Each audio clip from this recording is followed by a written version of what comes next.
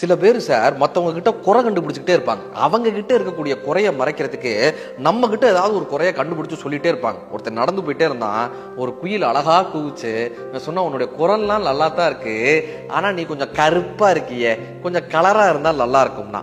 அந்த பக்கம் ஒரு மயில் ரொம்ப அழகான வண்ணத்தோட ஆடிட்டு இருந்தது.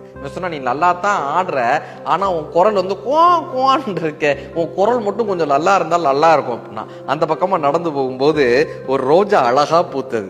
இந்த ரோஜாலாம் நல்லா தான் இருக்கு, ஆனா சுத்தி முள்ளா இருக்கு, முள்ளு மட்டும் இல்லாம இருந்தா அந்த ரோஜா நல்லா இருக்கும் அப்படின்னா. அந்த பக்கமா கடல் இருந்தது.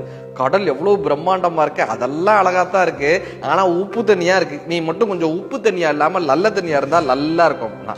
நிலாவை பார்த்தான். நிலாவை பார்த்துட்டு சொன்னா நீ எல்லாம் பௌர்ணமி அப்ப நல்லா இருக்க, ஆனா தினம் தேயிற வளர்ற, நீ மட்டும் தேயாம எப்பயுமே முழுசா இருந்தா நல்லா இருக்கும். இந்த மலையை பார்த்தா நீ ஏன் இவ்வளவு கடினமா இருக்க, இனிமையா இருந்தா நல்லா இருக்கும். இப்ப இந்த இயற்கையோட குரலும் இறைவனோட குரலும் சேர்ந்து கேட்டது.